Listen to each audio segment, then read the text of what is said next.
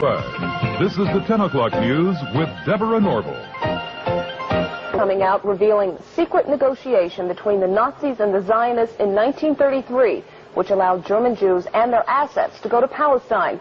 Rich Samuels joins us tonight with the story of the controversy behind the book and the author's struggle to write it. Rich? Deborah, with the rise of Adolf Hitler to power in the spring of 1933, the Jews of the world were faced with a dilemma. They could raise a cry of protest, a cry few would heed, or they could make a deal with Hitler, a deal that would bring a step closer their dream of an independent Jewish state. The choice they made was difficult and agonizing. This new book describes that choice. The book is called The Transfer Agreement.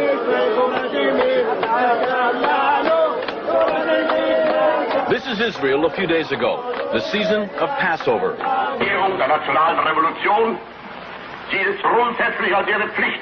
And this is Germany 51 years ago, the blossoming of Adolf Hitler's springtime. A key factor in the vitality of today's Israel, the book's author argues, was an agreement reached in 1933 between a group of Zionists and the man who would later try to kill every living Jew. The great irony is that Adolf Hitler became the chief economic sponsor of the State of Israel. It will be an argument against, and a wrong argument against Zionists.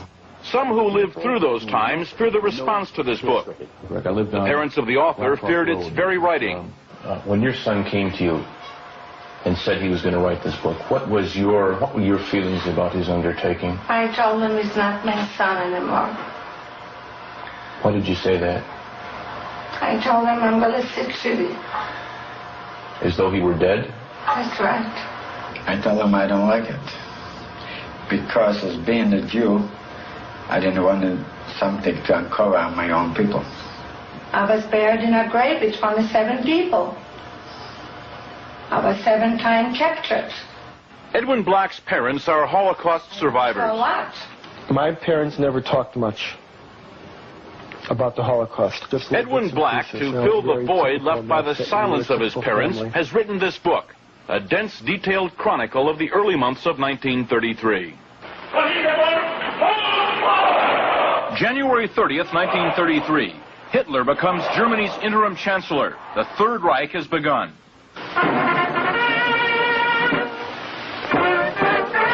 But in this country, on March 4th, attention is diverted by the inauguration of Franklin Delano Roosevelt. More power to you, President Roosevelt. The entire country's behind you, thrilled with hope and patriotism. But ominous headlines tell what's already happening to the Jews of Germany.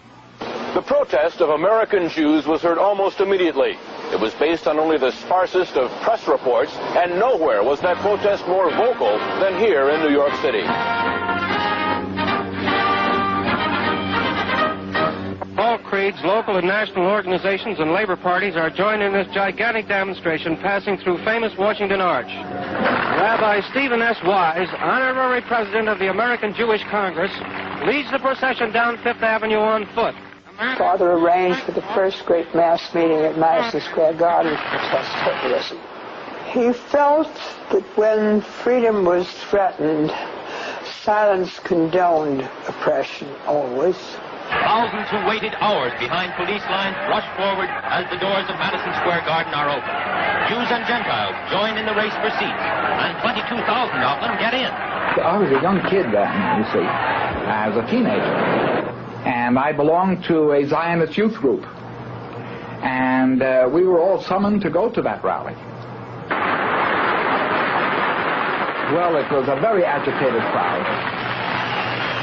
Many Yiddish speaking, a few English speaking.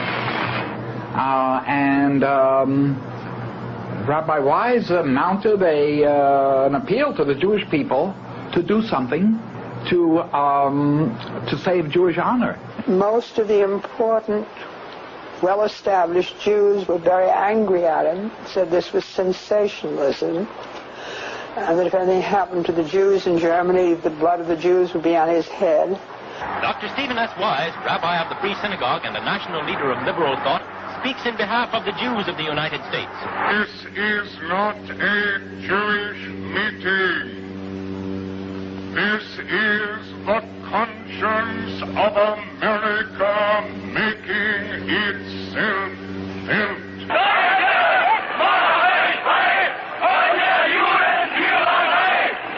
conscience of Nazi Germany made itself felt 5 days later. Across the Reich, Hitler's troops shut down Jewish-owned businesses for 24 hours. Within days, American Jews marched calling for the boycott of all German exports. Jews throughout Europe echoed that call. So did Jews everywhere. But a group of Zionists at the same time was quietly negotiating an agreement with the Nazis to allow the immigration of German Jews and the transfer of their assets to Palestine. That deal, reported in August 1933, was the transfer agreement. Palestine, sparsely settled by Jews at the time, was radically changed as a result. I lived in Palestine from 1933 to 1936, and we saw every week transports of German Jews coming to settle in Palestine. And many new professions were introduced by them into the country, and they played a leading role in making Palestine then a more advanced and progressive country. Israel is really what it is because of the foundation laid by the Eastern European group, and then the lift toward an educated and well-organized government that came with the immigration of the German Jewish group. German Jewish settlement of Palestine was, for a time, official Nazi policy.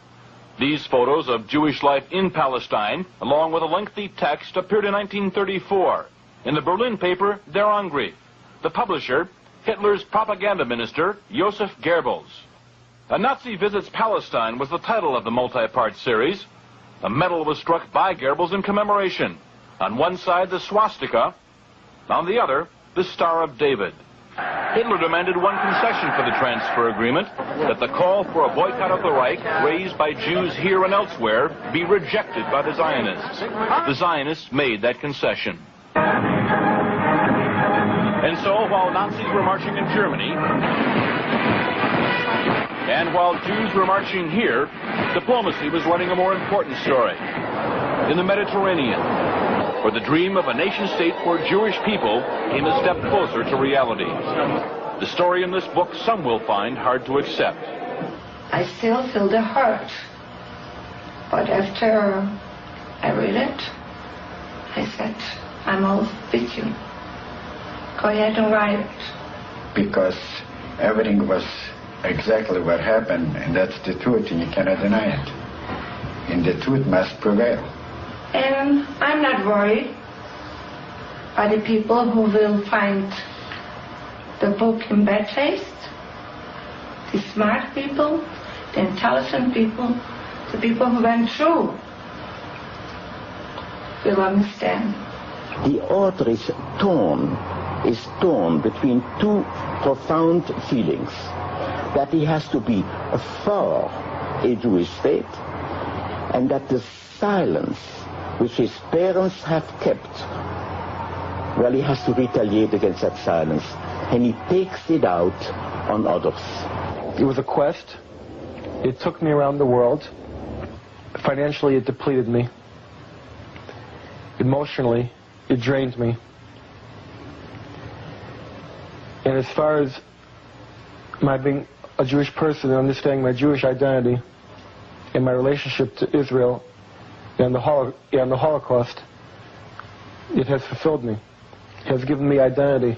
That he tries to exorcise his own demons by creating ghosts to visit the nights of others is really a very personal drama.